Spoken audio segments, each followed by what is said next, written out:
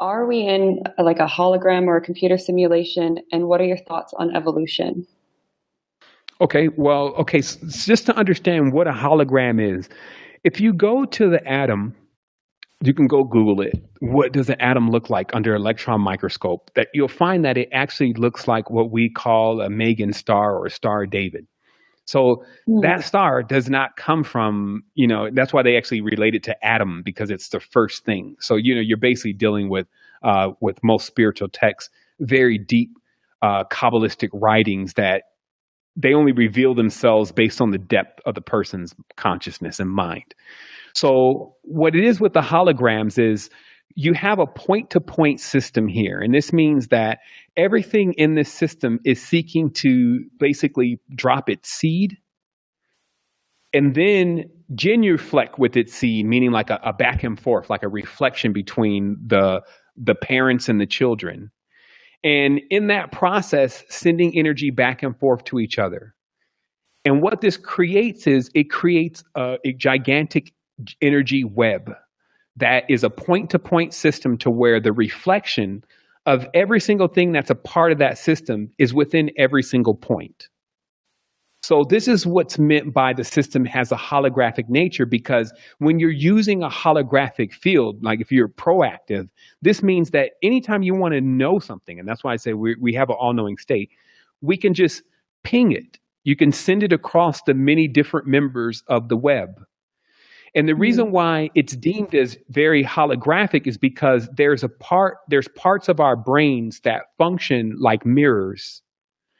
And that's very similar to why you actually see dreams, like why you can actually be in a dream and the whole dream is there. And then, you can see something different, right? So there's a part then we understand that's inside of the brain that allow and projects to us what we see. So the deeper part of what goes on in the matrix and why we believe it's real is because a lot of the things here in the matrix are solid. And what solid is for an organic organism, it's actually the full convincing that it's real, that it actually exists.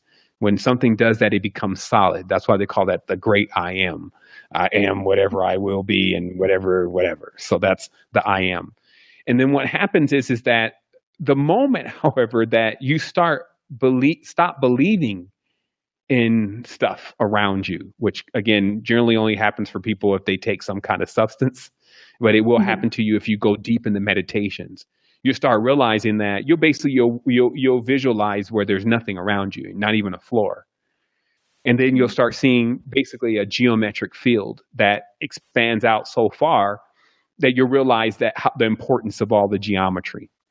And Mhm. in that field, what you're really witnessing is basically a gate, the gate between this world and then the all knowing state, which the Egyptians or the Tibetans called the subjective plane. So, this world, again, just to answer the question directly, is very holographic in the sense to how things are aware of itself and how something like the sheer belief that from many of us that tomorrow is going to come fuels a lot of how the tomorrow actually gets here. It's a lot about even about our abilities to manifest. That's where we start to believe something is going to happen and then it occurs. So there's a lot of things basically that we're experiencing the reality that the moment we're thinking them so fast and then they're appearing, but we think that they're always there. So this is kind of like reverse to how the reality is. So the easiest way to explain that is when you take a step, then the actual step appears. This is how our mind is functioning. This Mhm. process is going so fast, we've come into believing that all this stuff is actually here and now we're just stepping through it. And that's not how it works. And you only experience that because remember, if you're trying to base that on everybody else and what everyone else is experiencing, your equations are going to be wrong. If I asked you, give me the frequency of you right now, and you went into adding everyone else's frequency, it's going to be wrong. So we're talking about what's going on with you.